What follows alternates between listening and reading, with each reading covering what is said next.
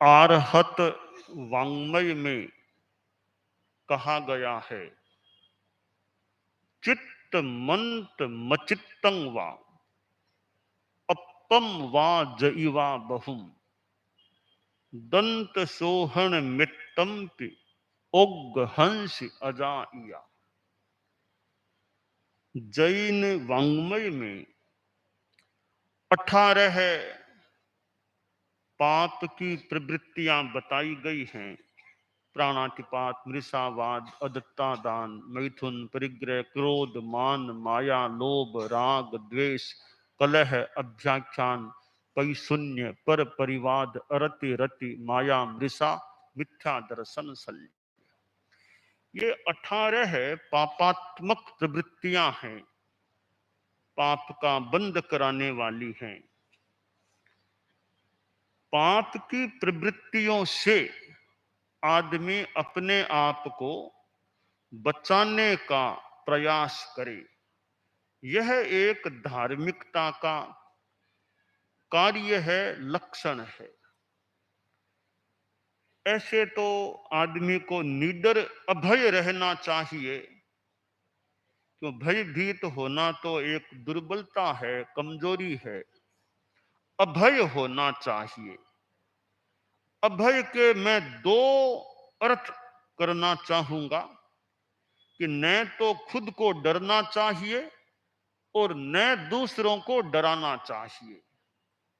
डरना कमजोरी है तो डराना भी एक प्रकार का कष्टदान है, हिंसा से संबंधित प्रवृत्ति है। तो अभय की साधना के लिए न तो खुद को डरना चाहिए, न दूसरों को डराना चाहिए। यह परिपूर्ण अभय की साधना हो सकती है कि मैं डरता नहीं तो दूसरों को डराते डराते हो, यह भी ठीक नहीं। जो दूसरों को डराता है, फालतू भयभीत करता है, कभी उसको भी भयभीत होना पड़ सकता है, ऐसी संभावना बन सकती है। तो अभय की बात बहुत अच्छी है और कहीं कहीं सात्विक भय वो उपयोगी भी हो सकता है। सात्विक भय या एक संदर्भ में प्रशस्त भय वो उपयोगी हो सकता है। अभय की बात है, सात्विक भय भी उपयोगी हो सकता है। वो दोहा प्रसिद्ध है परम पूज्य आचार्य महाप्रज्ञ जी के मुनि अवस्था या बाल मुनि अवस्था का। परम पूज्य कालुगणी के पास बाल मुनि के रूप में आचार्य महाप्रज्ञ जी मुनि नथमल जी के रूप में रहते थे। तो वो दोहा, हर डर गुरु डर गांव डर, डर करणी में सार, तुलसी डरे सो उबरे, गाफिल खावे मार। मैं इस घटना प्रसंग में विशेष नहीं जाना चाहूंगा। संभवतः कालुगणी ने यह दोहा सिखाया था मुनिश्री नथमल जी, मुनिश्री बुद्धमल जी स्वामी को। इसमें डरने की बात भी है। जैसे गुरु से डरो, गुरु से डरना सात्विक भय है। कोई यह कह दे कि मुझे डर नहीं लगता गुरु का, तो यह थोड़ी कहीं उच्छृंखलता की ध्वनि हो सकती है। तो मुझे डर नहीं लगता, जाओ कह दो। तो यह डर नहीं लगता, इस शब्दावली में अभिनय उच्छृंखलता, कहीं उद्दंडता का भाव हो सकता है। तो गुरु का सात्विक भय है, वो आदमी को गलत कामों से बचने में सहयोगी बन सकता है। तो गुरु से भय सात्विक रूप में होना भी उपयोगी, अच्छा है। और हमारे बड़े लोग हैं, उनसे भी समुचित रूप में थोड़ा संकोच हो, अच्छा हो सकता है। एक शब्द है पाप भीरुता, यानी पाप से भय खाना। यह तो बहुत अच्छी बात है, आदमी पाप से डरे कि मुझे पाप न लग जाए, मेरे से हिंसा न हो जाए, मेरे से 18 पापों में पाप विशेष कोई सेवित न हो जाए। यो पाप से डरना, यह पाप भीरुता। यो तो अभय की बात है, पाप भीरुता बहुत ही पापों से बचाने वाली हो सकती है। तो हम अपनी आत्मा को पापों से बचाने का प्रयास करें। अदत्ता दान एक पाप है। अदत्त आदान, ए दत्त आदान, ए यानी नहीं, दत्त यानी दिया हुआ, और आदान ग्रहण करना।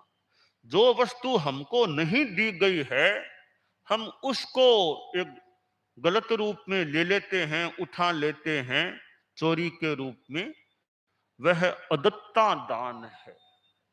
यह एक ऐसा पाप है जिसकी पृष्ठभूमि में लोभ की चेतना का आधार संभावित है। लोभ होने से आदमी चोरी में प्रवृत्त हो सकता है। कई बार तो लोभ ही मुख्यतया आदमी को चोरी की ओर धकेलता है। कहीं लोभ के साथ अभावग्रस्तता, गरीबी, वो भी एक कारण बन सकती है चोरी के पीछे।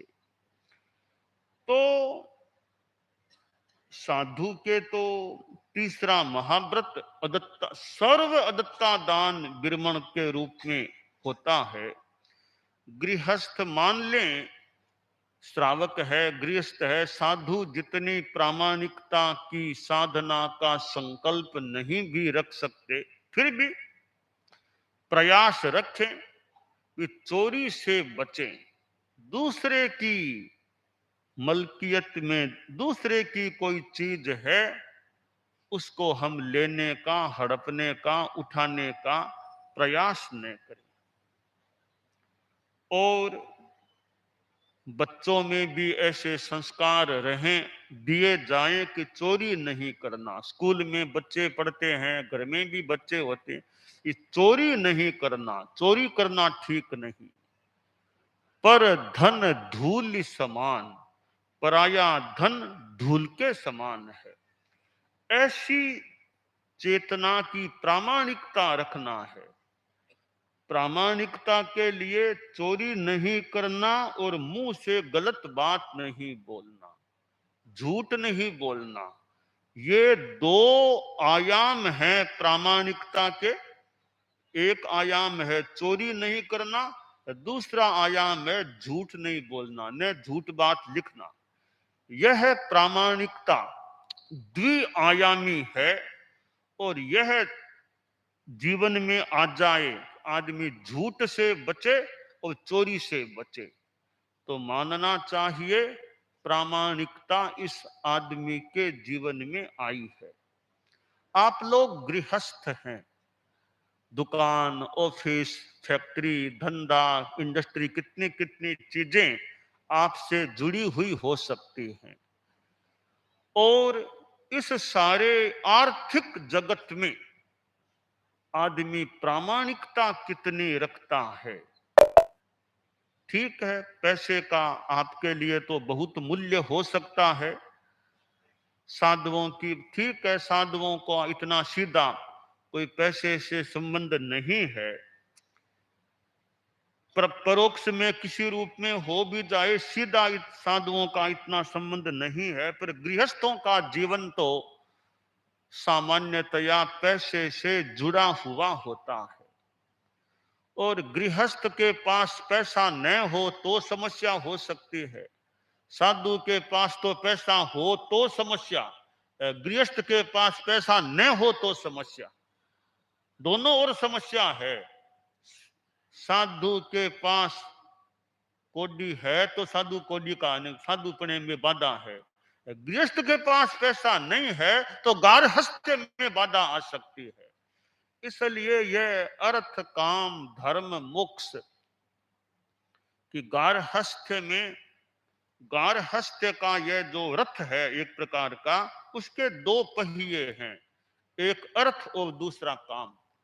अब यह दो पहियों वाला, जो आजकल ये दो पहियों वाले चलते हैं, दो पहियों वाला रथ मान लें, तो उस पर एक नियंत्रक वो धर्म इस रूप में रहे, धर्म और मोक्ष उस रथ पर उस रथ के सारथी के रूप में हो कि उत्पथ पर न चला जाए। यह रथ उत्पथ पर न चला जाए तो अर्थ के संदर्भ में भी शुद्धता रहे, आदमी प्रामाणिकता रखे तो आर्थिक शुचिता रह सकती है। यूं ही काम के संदर्भ में इंद्रिय संयम का एक सीमा तक अभ्यास रखे। इंद्रिय संयम साधु को तो खैर करना ही करना चाहिए, पर गृहस्थ संसार में भी देखें, कोई राजा जी है और आजकल लोकतंत्र में बड़े मंत्री लोग हैं, सरकार के लोग हैं, राज परंपरा में राजा शासक होता है, तो राजा है और इंद्रिय संयम नहीं है तो वो अपने राज्य संचालन में असफल हो सकता है। राजा में भी अपना कुछ इंद्रिय संयम चाहिए। राजा भोग विलास इसी में ज्यादा रह गया तो राज्य का संचालन करने में कठिनाई हो सकती है। तो इंद्रिय संयम गृहस्थों के लिए भी उपयुक्त है एक सीमा तक। धर्म का तो यह विषय है ही, पर व्यवहार जगत में भी इंद्रियों का संयम उपयोगी होता है एक सीमा तक। खाने में संयम नहीं है, रसनेन्द्रिय का असंयम है, शरीर खराब हो जाएगा। तो खूब खा लेते हैं, खूब खा लिया, शरीर पर असर हो सकता है। खाने में ही ज्यादा ध्यान लग गया तो और बढ़िया काम कब करेंगे। एक विद्वान के पास एक संत गए, या संत के पास विद्वान आया तो बताया गया कि ये विद्वान आदमी आजकल बहुत संयमित खाते हैं, बहुत कम खाते हैं। तो संत ने पूछा क्या बात, इतना खाने का आजकल कम क्यों, संयम क्यों रखा है। तो विद्वान बोला कि मुनि जी, इन दिनों में मैं एक पुस्तक का लेखन कर रहा हूँ, एक बढ़िया गहरी पुस्तक लिख रहा हूँ। तो गहरी पुस्तक का लेखन चल रहा है तो मैंने यह सोचा मेरा ध्यान खाने पीने में कम रहे, थोड़ा आवश्यक खा लिया, ताकि मेरा दिमाग इस ज्ञान की गहराई में रहे, मैं अपनी पुस्तक में कितनी गहरी बातें लिख सकूं। इसलिए मैंने इन दिनों में खाना पीना बहुत संयमित कर लिया, मेरा ध्यान ज्यादा खाने पीने के आकर्षण में न रहे, अपना साहित्य का काम अच्छा करूं। तो संयम है तो लेखन कार्य अच्छा हो सकता है। तो यह अदत्ता दान, यह प्रामाणिकता, अदत्ता दान से बचना प्रामाणिकता का एक आयाम होता है। और आर्थिक संदर्भों में अनुव्रत की जो बात है, यह नैतिकता, प्रामाणिकता, परम पूज्य आचार्य तुलसी ने जो अनुव्रत आंदोलन चलाया और उसका 75वां वर्ष चल रहा है, अनुव्रत यात्रा भी हमारी चल रही है। तो अनुव्रत में यह प्रामाणिकता, नैतिकता की बात बताई गई है। अभी अनुव्रत आप किस धर्म को मानो अलग विषय है, कौन से संप्रदाय को मानते हो, कौन आपके गुरुजी हैं वो अलग विषय है। आपके कोई गुरुजी होंगे, कोई धर्म पंथ होगा, जीवन में नैतिकता, ईमानदारी होनी चाहिए।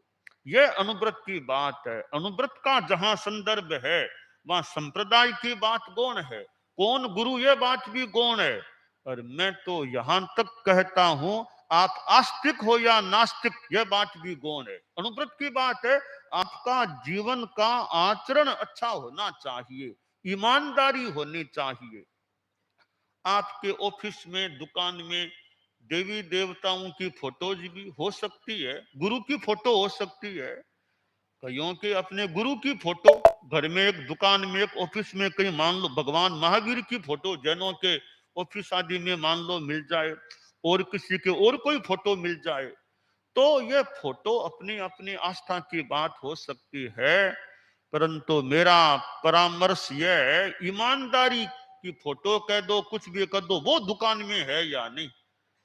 औरों की फोटो हो सकती है, प्रेरणा भी मिल सकती है, कोई बुरी बात नहीं कही जा रही है, पर ईमानदारी की फोटो है या नहीं आपकी दुकान में। क्योंकि आपकी दुकान में ईमानदारी रहेगी और देवी देवताएं हो, कोई आसातना नहीं, दिक्कत नहीं। ईमानदारी को देवी अगर मान लें तो ईमानदारी की देवी दुकान में है या नहीं, वो देवी रहती है तो आपकी दुकान एक तरह से पवित्र है। तो ईमानदारी की देवी वहां विराजमान है। तो यह जीवन में सच्चाई, ईमानदारी उसका बड़ा महत्व है और अदत्ता दान उसका बाधक तत्व है। तो यह एक जैन अजैन सबके लिए आदरणीय बात है कि जीवन में प्रामाणिकता और ईमानदारी रहे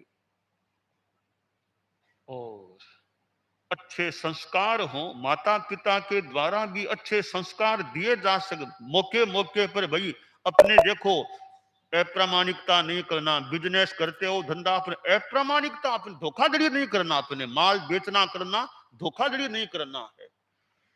तो एक बच्चा छोटा यानी युवक हो गया था, विदेश गया। माँ बाप तो इधर राजस्थान, इधर वो भारत में, और वो विदेश गया। पिता तो नहीं रहे थे, फिर माँ रही थी।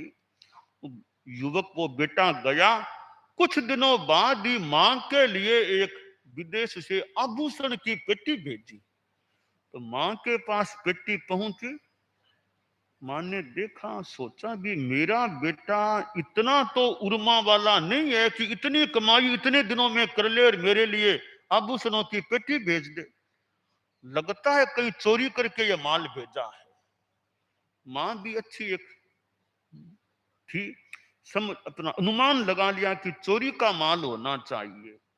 तो माँ ने वो पेटी वापस भेजी बेटे के पास और साथ में पत्र भेजा कि बेटा मैंने ये आभूषण देख तो लिए हैं, फिर मेरी आत्मा, मेरा मन कह रहा है ये आभूषण तुम्हारी कमाई के नहीं होने चाहिए। शायद लगता है वो चोरी का माल है। अगर चोरी का माल है तो इस जहां से लाए वहां वापिस कर दो, लौटा दो। देखो मेरी शिक्षा पर ध्यान दो, चोरी नहीं करना। बेटा मैं चोर की मां बनना नहीं चाहती, मैं चोर की मां कहलाना नहीं चाहती। जहां से लाए हो तो वापिस वहीं पहुंचा दो। अब मां की ओर से ये थोड़ी कड़ाई। तो बेटे ने सोचा बात सही है, मैंने चोरी करके ये माल भेजा था। तो माता पिता के द्वारा भी ये संस्कार दिए जाएं, त्याग की चेतना के साथ भी। हमें आभूषण नहीं चाहिए, ठीक है तुम्हारी कमाई के हो तो कोई दिक्कत नहीं। अप्रामाणिकता के आभूषण है, बेईमानी के, चोरी के, वो हमें नहीं चाहिए। तो यो ये नैतिकता, प्रामाणिकता होती है तो आत्मा अच्छी रह सकती है, मूल लाभ है, चेतना अच्छी रह सकती है, समाज भी अच्छा रह सकता है। स्वस्थ समाज की बात कभी कभी, तो स्वस्थ समाज का एक आयाम है कि प्रामाणिकता वाला समाज, जिस समाज में ईमानदारी, प्रामाणिकता होती है, वह स्वस्थ समाज का एक आयाम प्राप्त कर चुका समाज कहला सकता है।